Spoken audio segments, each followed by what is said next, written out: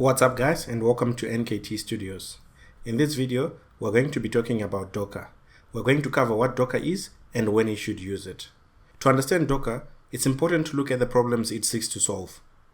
The first one is the classical, it works on my machine. Docker seeks to solve the issue of an application working on one platform or system but not working on the other. This is usually because of the differences in the settings, including dependencies, in one of the systems, yours and the one where it is not running. The other problem Docker seeks to solve is the dependency matrix. Applications have dependencies, and each of these dependencies has their own dependencies, and so on. The dependency matrix is also linked to application maturity. As the application matures and you upgrade dependencies, you will have to deal with the dependency tree, that is, the matrix of dependencies, and make sure that these dependencies are reflected in every target environment that you will test. The other thing that we have to look at to fully understand Docker is where Docker operates. Looking at a simple software development lifecycle where we have analysis, design, develop, testing, and deployment, Docker comes in majorly at the deployment stage.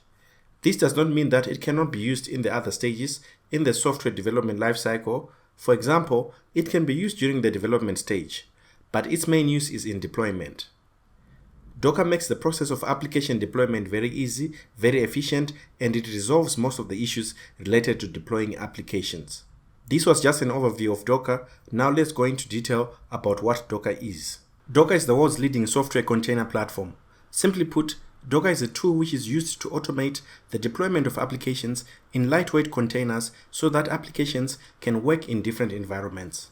A container is a software package that consists of all the dependencies required to run an application. That is, it includes the code, the runtime, the system tools, the system libraries, and settings. Multiple containers can run on the same hardware. Docker containers are similar to the containers used in shipping. The ones for shipping might contain different items, but they'll be on the same ship.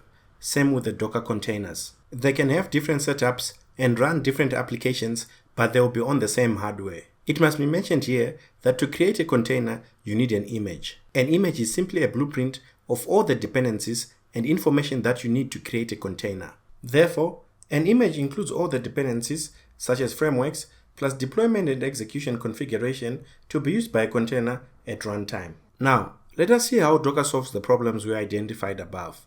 Docker solves the "it works on my machine" issue because the setup needed to get the source files to run in your environment are captured in the Docker image. So when a colleague needs to run the code, they will simply download the image along with the code and the dependencies, and it will just run. For the dependency matrix, dependencies are outside the scope of Docker, but as a developer, once you have your dependencies resolved, Docker will ensure that they are consistent from one environment to another through the Docker image. Last but not least, as the application matures, its dependencies also naturally change. As with the dependency matrix, Docker cannot help you decide on this.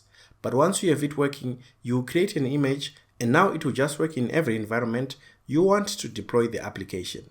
In summary, Docker allows a developer to build an application, set up and package the requirements needed to run the application in an image, and then run the image in a container.